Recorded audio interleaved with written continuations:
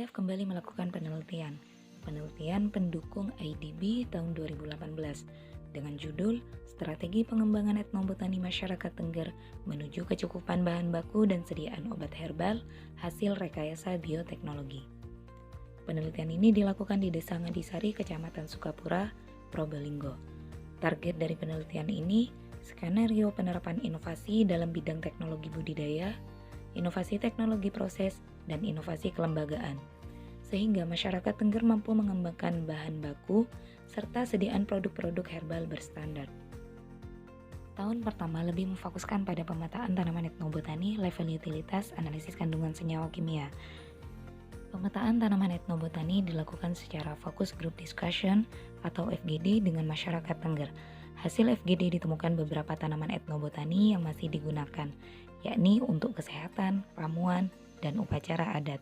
Ditemukan 23 jenis tanaman etnobotani yang masih ada di masyarakat Tengger. Di antaranya terong Belanda, bawang merah, seledri, adas, kunyit, ciploan, dringu, binahong, rangean, ketumbar, ganjan, alang-alang, mentimun, krokot, sirih, jambe, teh, tubar, jahe, melodi, bawang putih, lombok terong, dan jeruk nipis. Dari ke-23 jenis tanaman etnobotani ini, yang memiliki skor tertinggi untuk utilitas yakni terong Belanda dan lombok terong. Kedua tanaman etnobotani yang memiliki skor tinggi ini dapat membantu perekonomian masyarakat Tengger karena peluang kreasi yang bernilai komersial, kemudian kelangkaan yang tidak didapatkan di tempat lainnya. Tanaman ini hanya dapat tumbuh di masyarakat Tengger atau di sekitar Tengger. Perlu kesadaran dari masyarakat Tengger untuk mempertahankan kelangkaan dari tanaman-tanaman etnobotani yang menjadi ciri khas dari masyarakat Tengger. Penelitian pendukung IDB menghasilkan draft modul yang berisi penjelasan tentang jenis-jenis tanaman etnobotani yang masih ada di masyarakat Tengger. Kemudian juga menghasilkan satu buah jurnal yang disubmit dalam jurnal GP.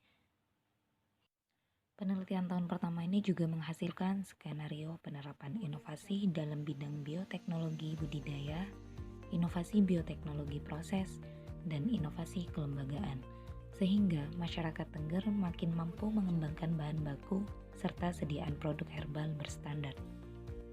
Draft buku modul menjelaskan tentang fungsi dari tanaman etnobotani untuk kesehatan. Di situ dijelaskan kegunaan dan cara pengaplikasiannya.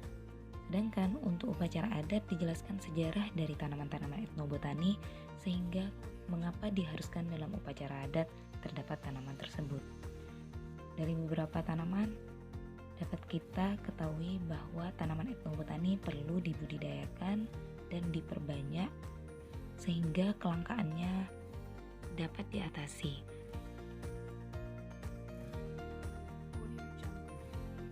Tahun 2019 merupakan tahun kedua dari penelitian pendukung IDB.